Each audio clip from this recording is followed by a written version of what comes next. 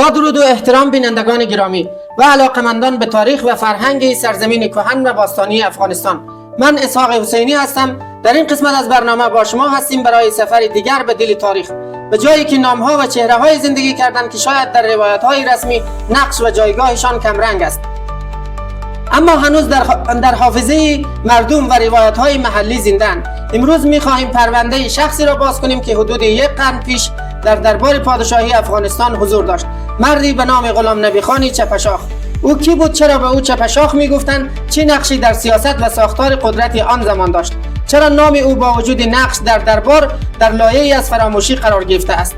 برای پاسخ به این پرسش‌ها بسیار خوشحالیم که در خدمت یکی از چهره‌های برجسته، تاریخ‌نگار، نویسنده و همچنین پژوهشگر ارشد در حوزه تاریخ و ادبیات را با خود داریم، جناب آقای دکتر یونس جعفری. امیدوارم که تا پایان برنامه ما را همراه باشید.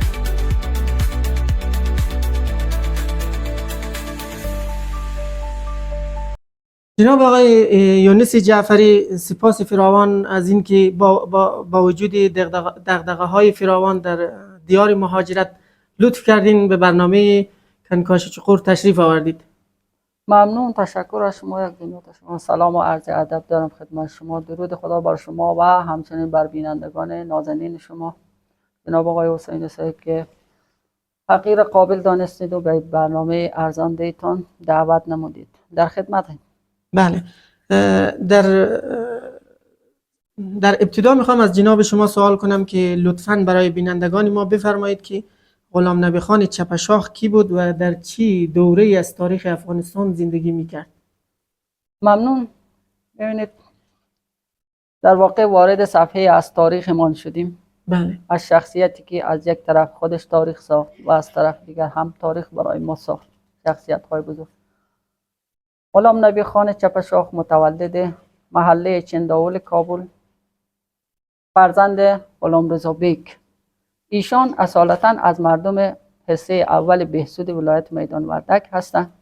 پدر ایشان در زمان عبدالرحمن خان از جمله زندانیان و اسیران دوران عبدالرحمن خان بوده، اما بعدها با توجه به اینکه سکونت در کابل داشته، غلام نبی خان در چنداول به دنیا می آید. دوران ابتدایی را در ظاهرا لیسه امانی کابل بوده که به دنیا به پایان میرسانه و بعد از اون دوران متوسطه و عالیه را هم در همون مدرسه یا مکتب به پایان میرسانه و بعد وارد دانشکده افسری میشه و بعد از اتمام دوران دانشکده افسری از طرف شاه امان الله خان به همراه 3 تن از برادران خود وارد گارد شاهی میشه و به عنوان افسر گارد شاهی ایفایی و منصوب میشه. یارانی که از غلام نبی خان چپشاخ مشهور است جناب فتح محمد خان میرزاد و سید احمد خان شاهنور و دیگه برادرانش هر یک میر محمد رضا خان، میر غلام حسین خان و سرمیر محمد سرور خان بوده که اینها در اون زمان از افسران به نام گارد شاهی بوده و بعدها زمانی که شاه امان الله خان دورانش به سر میرسه، دوران حبیب الله خان کلکانی به وجود میاد. حبیب الله خان کلکانی وقتی به طرف هزارجات قشون میکشه تا مردم هزارجات تابع خود بسازه، سرکوب کنه. بله، سرکوب کنه و به نحوی از اونها یا بیعت بگیرن. بله. اما غلام نبی خان چپشاخ به همراه برادران و دوستان خود به شدت مقاومت میکنه و در کل اونی در برابر قشون حبیب الله خان کلکانی و حبیب الله خان کلکانی را همونجا زمینگیر میکنه و این مسئله باعث شکست حبیب الله خان کلکانی میشه و بعد از اون سر زبان ها میفته. بله. بله. مشهور میشه از ایشان به عنوان یک فرمانده شجاع و مقتدر. بله. بعدها در زمان نادرخان متاسفانه وقتی نادرخان سر قدرت میرسه، تمامی اون برنامه‌هایی که شاه امان الله خان پیاده کرده بوده، برنامه‌های اصلاحی، برنامه‌های عدالت خواهانه و همچنین رفع ظلم و تبعیض، لغو بردهداری و اینها را متاسفانه هیچ کدام از آنها را نادرخان انجام نمیده. در دوران نادرخان ایشان از سمت چی هم کنار زده میشه و بعد به عنوان یک مبارزه عدالتخواه مبارزات عدالتخواهانه خود ادامه میده، مخصوصا در قسمت مالیات ظالمانه که ایشان از مردم مناطق مرکزی اخذ میکرده. در این زمان بارها و بارها غلام نبی خان و همچنین یاران خود فتح محمد خان میرزاد و سید احمد خان نورزاد و برادرانش بارها و بارها دربار میره، درخواست میکنه از خود شخص نادرخان، اما نادرخان به هر بهانه از انجام و از مثلا تطبیق این برنامه سرباز میزنه یا به عبارت دیگر تفره میره. بله. هیچ کدام. تا اینکه مبارزات ایشان دوامدار میشه، ایشان دست از مبارزه نمیکشه، سرسختانه این مسئله رو پیگیری میکنه و مجبور میشه که اینها رو با دوستانش و با برادرانش زندانی کنه نادرخان. ایشان 14 سال در همون زندان مخصوص پلچرخی زندان بوده و بعد در زندان، البته ببخشید در زندان قصر شاهی زندان بوده، اما از خود زندان هم همچنان مبارزات و یا برنامه‌های مبارزاتی و عدالت خواهانه خود ادامه میداده. این روایت که ایشان در تبعید بعد از اینکه 14 سال از زندان، بعد از 14 سال که از ایشان از زندان آزاد میشه، ایشان تبعید میکنه، دوستانشان هر یک، یعنی 14 سال رو در زندان قصر سپری میکنه. بعد از 14 سال متعاقبا به ولایت بغلان تبعید بله میشه. تبعید میشه. فتح محمد خان میرزاد و سید احمد خان شاهنور اینها رو به قندهار تبدیل میکنه، اما غلام نبی خان و سه تا برادرانش را در ولسوالی رستاق تخار اصطلاح چی میکنه؟ تبعید میکنه اینها را در تبعید. در همون تبعید به طرز مشکوکی از طرف یکی از ظاهرا عوامل نادرخان بوده که به مهمانی دعوت میشه و در همون مهمانی در قالب مهمانی ظاهرا مسموم میشه و ایشان بیمار میشه و بعد از اینکه بیمار میشه به کابل میره و بعد از اون به شهادت میرسه و در ایشان با توجه به وصیتی که خودشان انجام داده بودن جسد ایشان برمیگرده به مناطق آبایی ایشان در خود حصه اول بهسود دفن میشه. اما یک نکته دیگر این که ایشان چطور در کابل به دنیا آمده یک اشاره ضمنی کرده، اما به طور مبسط و مشروح میخوام تشریح بدم که چطور شخصیت های اینچنینی با توجه به اون ظلمی که مثلا در گذشته عبدالرحمن خان داشته باشه، چطور روا می داشته، اینها چطور در کابل به دنیا آمده بودن. علتش این است که اجداد اینها به عنوان برده قبلا از مناطق هزارجات اینها به عنوان برده رفته به کابل آورده شده بودن. بله به کابل آورده شده بودن. علت این است که اینها این شخصیت های اونجا به دنیا آمده بودن. بله سپاس. سوال دوم این است که لقب چپشاخ از کجا آمده؟ آیا معنای خاص یا داستانی پشت این اسمی عجیب و غریب هست؟ بله ببینید، من اولین باری که با این اسم آشنا شدم در سال 86 بود. دانشجوی سال اول بودم در دانشگاه هرات. کتابی از انجینیر علیداد لعلی به نام سیر در هزارجات دستم آمد. اونجا نوشته بود لیست شخصیت های مبارز مردم مناطق مرکزی یا مردم اهل تشیع در اونجا نوشته بود. در اونجا لقب ایشان بود و عرضم به حضور شما که من ابتدا گمان میکردم که ایشان همین لقب مثلا از روی متایبه یا از سر شوخی این لقب دوستان و یاران یا دیگران اطرافیانش گذاشته باشن، کما اینکه در بین ما از این فرهنگ ها وجود دارن گذاشتن لقب اسامی و القاب بالاخره مضحک.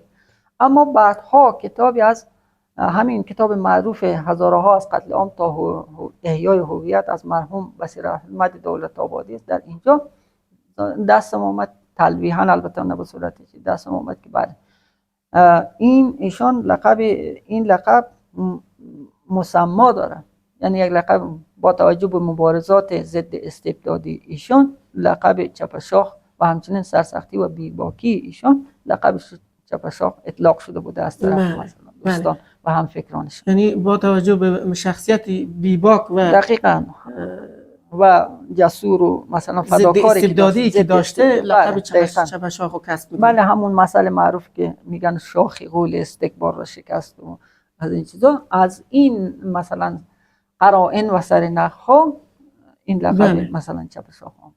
بله سپاس. غلام نبی خان چپشاخ چه نقشی در دربار پادشاهی افغانستان در آن زمان داشته؟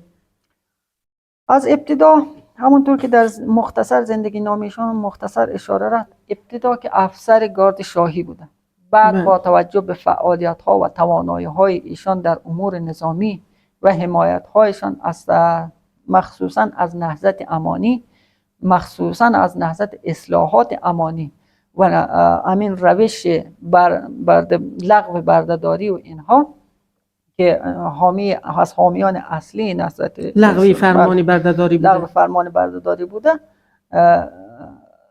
شاه امان الله خان مقام فرقه مشری رو به ایشان اعطا میکنه. بله.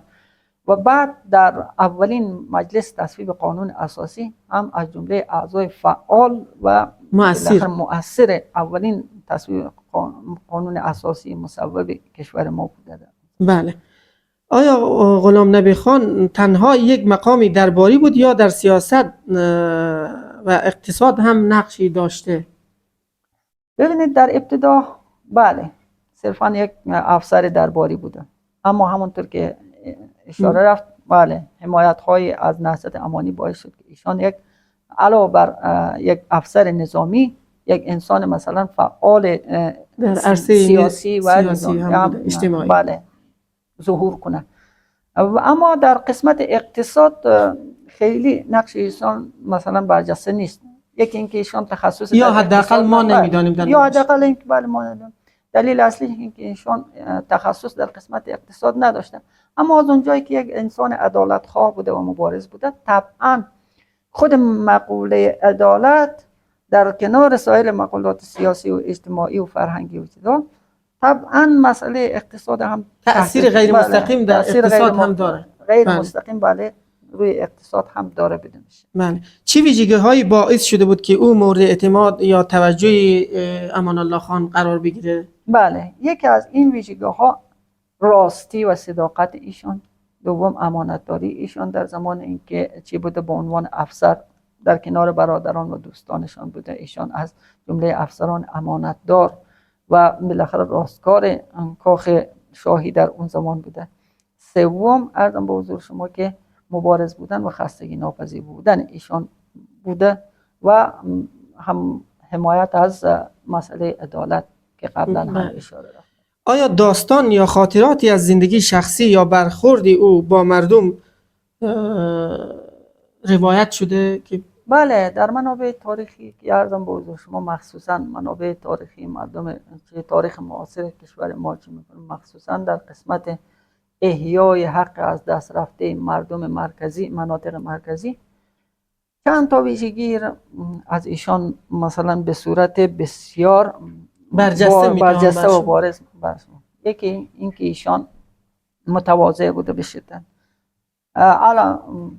بر علاوه اینکه یک شخصیت نظامی بوده و طبعا انسانی که نظامی باشد باید روحیه خشن داشته باشه، اما ایشان برعکس این چیز بسیار انسان رؤوف بوده، متواضع بوده.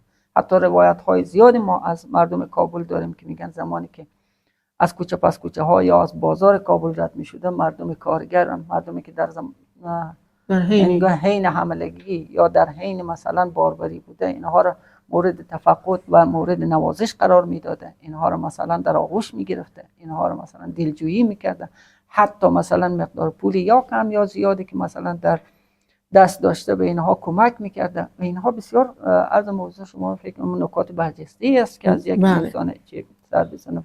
چرا کمتر نامی از غلام نبی خان چپشاخ در تاریخ رسمی افغانستان میشنویم؟ آیا دلیل خاصی برای این فراموشی است؟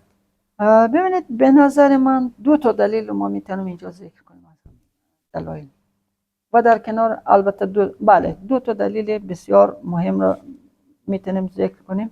یکی این که ایشان درست مبارز بوده، خستگی ناپذیر بوده، عدالت خواه بوده، اما از آنجایی که دست به قلم نبوده مثل علامه فیض محمد کاتب یا مثل علامه شهید سید اسماعیل بلخی تا ما آثار مکتوب از ایشان در تاریخ معاصر ما داشته باشیم، یکی به نظر من این عامل هست که ایشان مبارزه و زحمت زیادی کشیدن، اما چون زحمات ایشان مثلا در قالب شعر یا در قالب مثلا داستان یا فیلم مثلا در قالب دیگر چیزا مکتوب نشده، این مسئله باعث شده که ایشان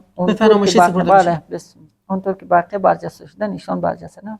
دوم خلأ رسانه‌ای مسئله خاص در اون زمان ما رسانه‌های اجتماعی به شکل امروز میدانید که نداشتیم، نه از طرف دولت و حکومت، نه از طرف مردم، نه رسانه‌های به اصطلاح خصوصی، نه رسانه‌های جمعی به این صورت فعال نبوده که از ایشان. و یک دلیل کوچک دیگر هم ما میتونیم ذکر کنیم که شهادت ایشان یا از دنیا رفتن ایشان بسیار دور از مثلا پایتخت یا دور از انظار مردم بوده، در همون در یک منطقه دور افتاده از کشور روستایی صورت گرفته و این مسئله باعث شده که ایشان متاسفانه اونطور که بقیه مبارزین ما سر زبان هستند امروز کمتر سر زبان باشند. بله. به نظر شما جایگاه غلام نبی خانی چپشاخ در تاریخ افغانستان چگونه باید بازخوانی شود؟ بله، ممنون از شما که این سوال بازخوانی مبارزات ابراهیم غلام نبی خان چپشاخ. اول ایشان مبارز خشونت پرهیز، بله، کاملا خشونت پرهیز. ایشان در راستای مبارزات متوسل به ریختن خون مردم بیگناه نشد. در یک کلام ساده بگیم متوسل به ترور و وحشت و دهشت نشد. این بسیار ارزشمند است. هر کی باشه، ببینید یک انسان مبارزه میکنه مثل بقیه مردم که اومدن برای اینکه حق خود بگیرن رفتن خون مردم بیگناه رو ریختن، اما ایشان برای اینکه مثلا حق از دست رفته قوم تبار خود به دست بیاره هیچ گاهی مثلا متوسل به خشونت نشد. این بسیار با ارزش است. دوم، هیچ گاهی مثلا خستگی ناپذیری ایشان مثل بقیه مبارزین بودن. سومین مسئله که مثلا ما خیلی با ارزش است از نحوه مبارزه ایشان، این که ایشان برای تحقق حق از دست رفته ایشان هیچ گاهی حاضر نشدن که حق بقیه را به زیر پا کنن یا ضایع کنن.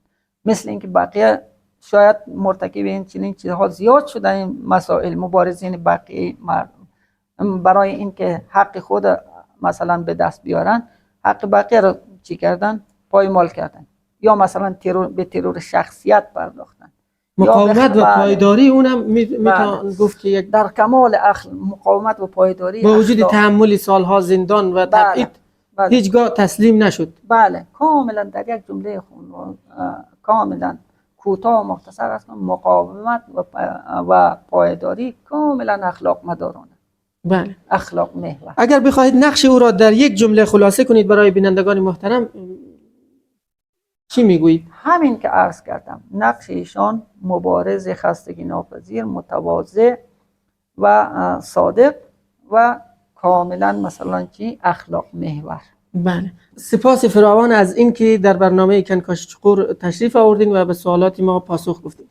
ممنون از شما و همچنین برنامه زیبایتان و برنامه ارزنده. بله، بینندگان محترم، این بود برنامه این هفته ما در مورد شخصیت مهم و تاریخی شهید غلام نبی خانی چپشاخ.